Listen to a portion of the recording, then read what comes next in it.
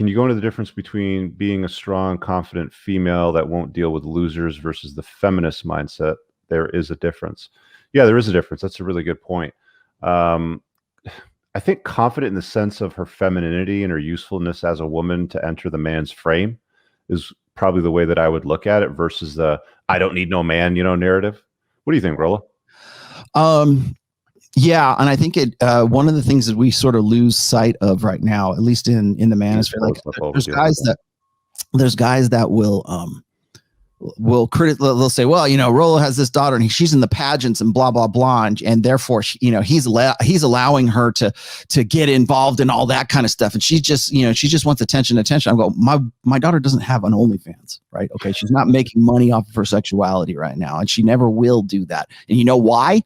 Because she's part of the pageant system. That's exactly why. It teaches girls confidence. It teaches them it teaches them poise. You want to know, what's funny to me is we always criticize women for not having like you need to develop femininity, right?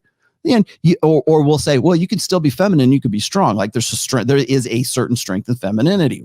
Well, you're never going to realize that unless you can embrace femininity as a positive. And you know where women get that? Certainly in pageant systems right now. It's not just girls prancing around in evening dresses and the occasional swimsuit. Like there's a lot that goes along with that. They have to have a platform. They have to have some sort of like public interest. They have to. You're going to do better if you're in college. You're going to do better if you've got a charity. You're going to do better if you know how to hold yourself and hold a conversation. How to like publicly speak, there's so much that goes along with that nobody really sees, but that develops a confident female, right? There's what's wrong with confidence? There's a song, what's wrong with being confident, right? In fact, if anything, they oversell that. And so I think what a lot of guys do is they think that they want little housefraus, or they want like, if she's too confident, then she has to be a feminist. But if she's confident and she's not a feminist, like over, foaming at the mouth, Lena Dunham kind of feminist. And I think we look at things in two different extremes, and particularly in the manosphere right now, we look at them in extremes. And in the tradcon spheres, we look at them in the extremes. Like if she's Lena Dunham, then she's a feminist. But if she's Candace Owens, then she's a strong, confident, feminine woman, right?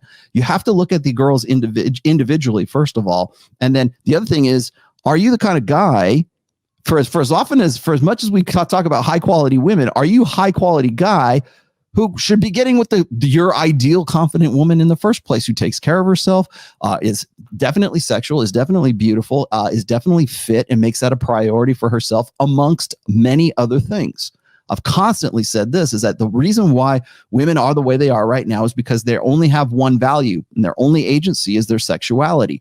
If women want to be confident, if they want to find a guy in the future, if they want, and start early, I will tell you the same thing I told my daughter: start early and add value. Learn the concept of value added. Because if all you are is your cooter, that's all guys are ever going to see you for. If all you're making money off of is your OnlyFans and showing your butthole online to everybody else, that's all guys are going to see you as. And once you get to be 29 or 30, they got no use for you. Develop more value, whatever it is. Like learn to cook, right? Be a physical trainer, like learn veterinary medicine. I don't know, whatever it is. Be hot, be fun, be ladies, if you're watching, learn how to cook. Culinary skills. All you have to do is feed a man properly. Honestly, yeah. That's probably the most important thing. Well, it's funny to me, and Rich, this is an aside here, but what would be funny to me, and I don't know why more guys don't do this. You're going to complain about the fact that your daughter, right, or your wife or your girlfriend, and they don't cook and they don't know how to cook. You know what you do?